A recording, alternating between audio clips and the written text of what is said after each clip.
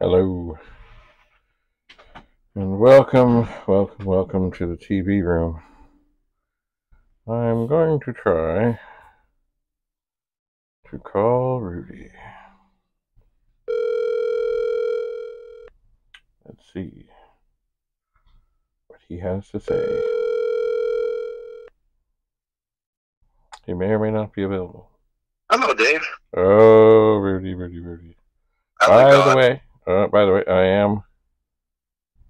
am recording. Aha. So things have been interesting. I What's did going on? well.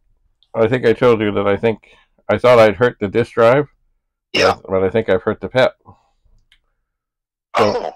what is happening? So let me put a quick program in here. Is it still makes the drive do its thing. It's just that the contents of the directory is squirrely. Oh. I did switch the screen RAM chips just to see, Right. and it didn't seem to make any difference.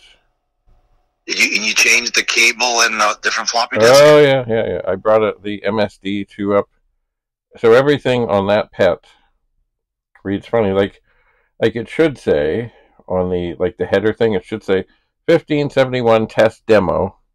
Right. And it says 046 TDRT period DDLN. And then the first program should be how to use, and it's HNVTNTRD. And there's no program files, there's PRF files. PRF. Yeah, in other words, somehow something is being lost in the translation. So I have used, indeed, I switched cables, I switched disk drives, and in a moment, while you're here, I'm going to try on another computer here. Just like I have actually. I'll see if this makes a difference or not. Oh, just a second here. Before you plug that drive in, have you tried a different drive? Huh? Have you tried a different drive on that machine? Oh yeah. And it works? No, it doesn't. Oh, it works, but the text is all squirrely still. Same squirrely text. Oh, so it could be a memory issue, like maybe upper RAM. It's very strange. Very strange. Anyway, right now the drive is spinning, and it is showing the weird stuff. Now I have both. I brought a PET up from downstairs. Right. And I have it connected to the drive. And right. they're both connected to the same drive through different cables. But of course, I can't access them at the same time. But here's the other funny thing. I'm just going to stop this other one. If I put in print DS string, right, it puts all this weird stuff at the top of the screen. Like it's like hang on, I wonder if I can slow it down. I can't slow it down. It's like it could be the memory within the 4040 drive. Well, we're going to find out in a moment. Because as you are here, I am going to slide the phone across the way to the other PET.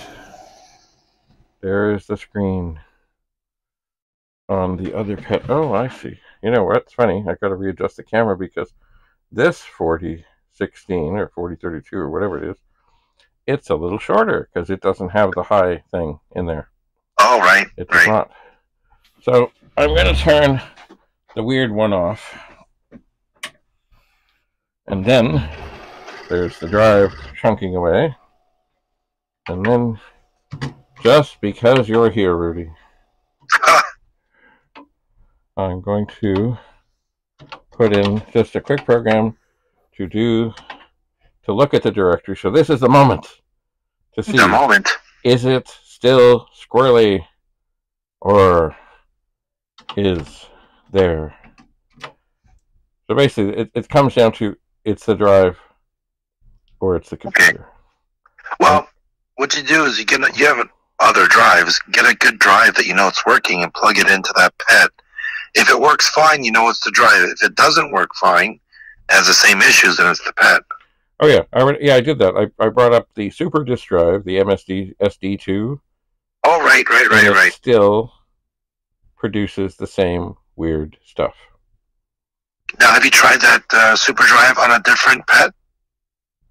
Well, not recently, but before I did. But it's the identical stuff that it's showing. It's not like it's other weird. Like the drive read, it showed the directory. It's not displaying properly. But it's got this weird stuff going on. So I have now put a program in. It says 10 catalog : go to 10. Right. I'm about to test run. It's got the same disk, the same drive, the same everything. Yep. And we'll see right now as I press enter. Oh, I couldn't quite do it. I'm going to press enter. You'll hear the drive spin, and we'll see. Is it looking good, or is it squirrely? Here we go. There we go. We have run. And you know what? Oh, I hit the run stop key. Hang on. What did I do there? Oh, was this keyboard there? No. What happened there? What's going on? It was fine. Oh, I see. The run stop key was stuck down. There. So, the directory comes up, and you know what? It looks just dandy. It looks fine. Yep. That is bizarre. Absolutely dandy. So, it's got to be some subtle pet failure, because it makes the drive do its thing. It spins, it reads, but it's squirrely. And I've tried 2 different cables, and it's all the same. I've tried the different cables on the different drive, and it still reads crazy. And now you tried different floppy disks. And now, oh yeah, it doesn't matter. It doesn't matter what disks. It's weird. And now with the same disk, which is the 1571 test demo, I have hooked up another pet using the same cables to the drive, and it looks just fine. So your basic program works fine. Oh yeah, and it works fine in the other machine too. Like if I just put in the 10 catalog, go to 10, it'll do it all day long. It just looks wrong. That's weird. It's weird. Something. It's probably something in memory, but an easy way to find out is if you get into that cupboard. Yes, I know. I've been, yes. For those that don't know, when I put the pet room together, I put a bunch of stuff in this little cabinet thing, and then I didn't mean for it, but it got covered by pets, of course, so I haven't been in there. And there's this beautiful diagnostic thing, and there's some more deoxit, and I'm not sure what all else there is in there that I haven't been able to get at. So I should see what I can see. Anyway, this is going fine. You know, I'm going to do one thing here just to see. I'm going to do the print DS string, which will show the disk status. And you know what it says? It says OK. So the other one comes up squirrely. It's funny. I've seen something like this before, but only when having like 2 machines connected to the same drive and have them both try and do something at once, where it gets all confused. Could also be the drive itself, like maybe the speed of the drive, the RPMs is not right. Well, or dirty heads. Well, but on this other pet that I've just connected to, it looks perfect. There's no hesitation. There's no head banging. That's strange. It's just... Then it's your pet. Yeah, it's the pet. It's got to be. Could be something in memory somewhere on the board. Could be just one little... A little bit. That's not right. Actually, I suppose the one thing I should do... I swapped the RAM chips back and forth. I did not put different ones in. So I suppose before I get all crazy and elaborate... But it should, like, these are the screen RAM ones, but I don't think it's it. But I suppose I will try putting 2 completely different ones in to just see. But right now... Right. Well, you know what you could do, too, is, okay, when it comes up squarely, you know the name of the program that should be displayed, right? Well, I do now, because I can see it next door. Right. So what you could do is see if you can run that program. Because if it works, then maybe it's the video RAM. If it doesn't work, then maybe it's the system RAM. Oh. Well, unfortunately, let's see. I've got to look and find this 1571 test demo. I don't know if there's much on here that is for the PET. So I'm probably going to have to find another disk. Let me just look here. Yeah. You have to find a PET disk of some kind, yeah. Let me see here. There maybe the ever popular Copy All would be a good one. Well, I don't see it there. Oh, maybe the change unit. Because that... You see what I'm getting at, though, right? Oh, yeah. Yeah. Well, there's the run stop key stuck again.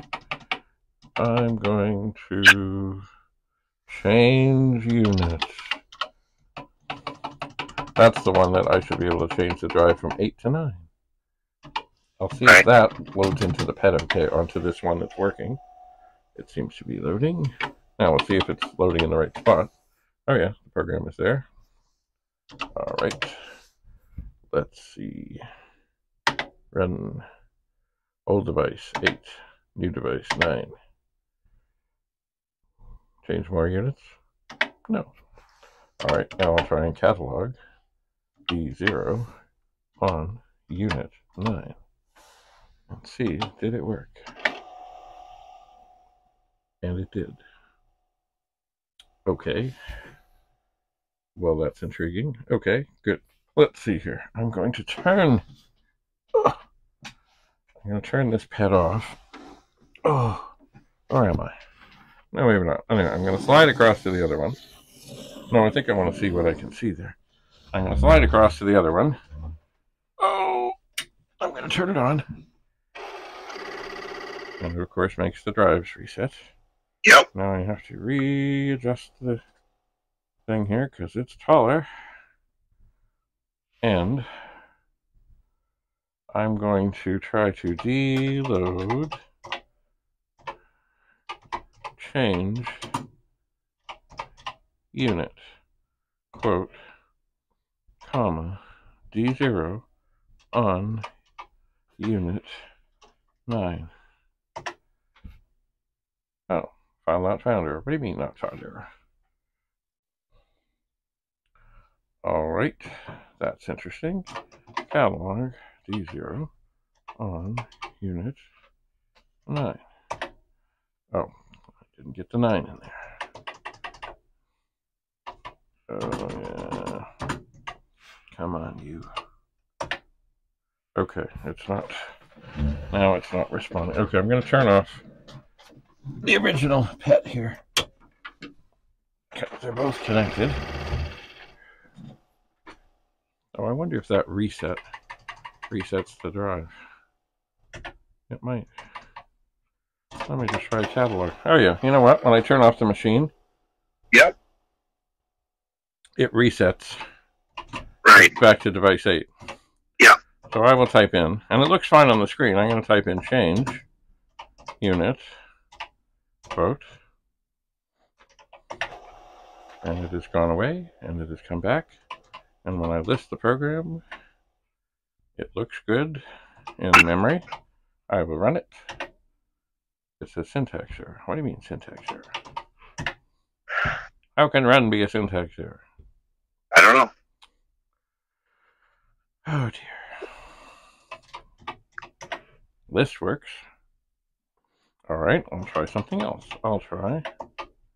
Oh, okay, there's a weird thing at the beginning of the program. Something doesn't look right.